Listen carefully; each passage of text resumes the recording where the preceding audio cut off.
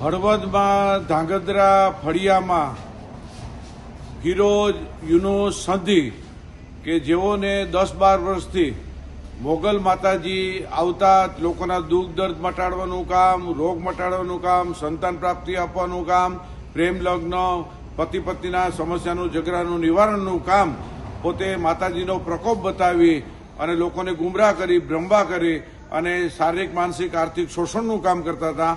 આજે હળવદ પોલીસ સ્ટેશનની મદદથી તેમને પોલીસ સ્ટેશને લાવવામાં આવેલ છે અને આ શખ્સ છે કે જેઓએ સરકારી જમીન દબાવી અને ગૌશાળા ઊભી કરીને લોકોમાં વિશ્વાસ સંપાદનનું કર્યું છે અને આ વ્યક્તિ છે એનાથી અનેક લોકો પીડિત હતા. તેઓ જાતા સમક્ષ આવી અને કીધું કે દોરા ધાગા, ટેક અપાવે અને બ્રહ્મા નાખે છે અને જે સારવારમાં વિલંબ કરાવે છે, જે કાનૂની અપરાધ છે, ગુનાને પાત્ર છે.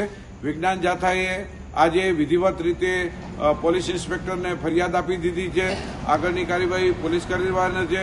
અમે લોકોને અપીલ કરી છે, હિન્દુ, મુસલમાન કે ક્રિશ્ચિયનની અંદર કોઈ પણ વ્યક્તિ માતાજીનો પ્રકોપ બતાવે કે ચમત્કારના નામે લોકોને ડર કે ભય ફેલાવે તેની સામે કાનૂની ગુનો દાખલ થઈ શકે છે.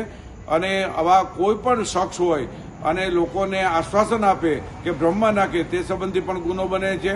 અને વિજ્ઞાન જાથા આ સમગ્ર ભારતની અંદર લોકોને જાણકારી આપે છે કે નવા વિધેયક પ્રમાણે કે કોઈને બ્રહ્મા નાખવું કે આશ્વાસન, ચમત્કાર બતાવી અને લોકોને ગેરમાર્ગે દોરવું એ કાનૂની તમે કોઈ પણ વ્યક્તિ પોલીસ સ્ટેશનમાં ફરિયાદ દાખલ કરી શકો છો અને લોકો જાગૃત રહેવા જાથા અપીલ કરે છે.